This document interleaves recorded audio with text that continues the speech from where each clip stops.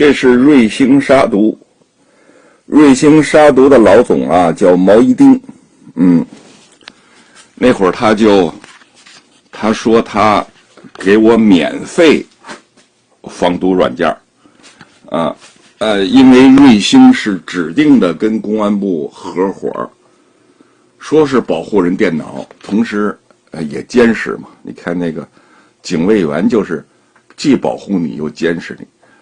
如果说你一颗红心，肯定保护你。一看你刚三心二意，一枪就把你给崩了，就跟那个媳妇儿似的，是吧？媳妇儿，上帝说是用男人的肋骨做的，然后保护你的心脏。但是哪天要看你朝别的女人那儿多看两眼，这肋骨直接插你心脏。新浪呢，我这就更多了，这是一个新浪，这是一新浪，那又是一新浪。我给新浪写了10几年博客，完全看陈彤的面子，当过他3届10佳，突然间就把我博客稀里糊涂全他妈删了。你删你告我一声，我好备份，你也不告我，就给我都删了。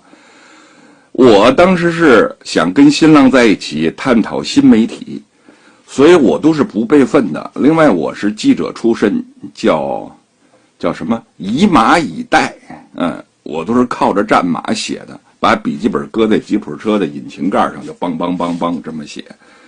我是不留底稿的，我的底稿就都在网络上。你他妈突然给我删了，我这辈子就白活了，我只能活一辈子。陈彤在新浪当总编的时候，至少给过我3个苹果手机，不都是苹果手机，有苹果手机，有 iPad，iPad 说让我看电影散散心，省得老生气，而且那是挺好的一个 iPad， 是也不是什么特大超薄什么。河野呢送了我一徕卡，我也没别的送，我借花献佛，就把这个 iPad 送给河野的媳妇儿了。河野的媳妇儿其实是中国人，就是原来少年宫跳舞的，移民日本去了。现在大量人移民自由人的土地，勇敢者的家，剩下的呢也都往日本走，嘴上都骂日本帝国主义，但是哪儿好哪儿不好，他们比我这个人有更不一样的判断。就连放弃日本国籍嫁给庄则栋的佐佐木敦子都叶落又归根回他们扶桑去了。在网上写作一直没有，尤其是新浪没有明确的边界。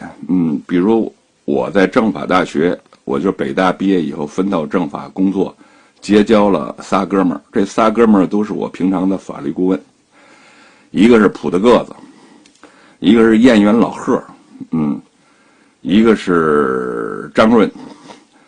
这仨呢都跟我不一样他们本科都没我考得好我本科是北大，但我北大毕业以后就停滞不前，在政法教了4年书。他们都是上的没有北大好的学校，但后来不断进取。张润是最能写，如果他要是能写文章，我就不敢写了。他也最严重。谁没知道他长什么样的人不多。我要发他一张照片，他脸谁也不认识他。我一提他名儿，新浪微博，我看那个阅读量就不涨了。比如早上我发了一个他75个阅读量，就永远都停在75，我就知道这一条只有我自己能看见了。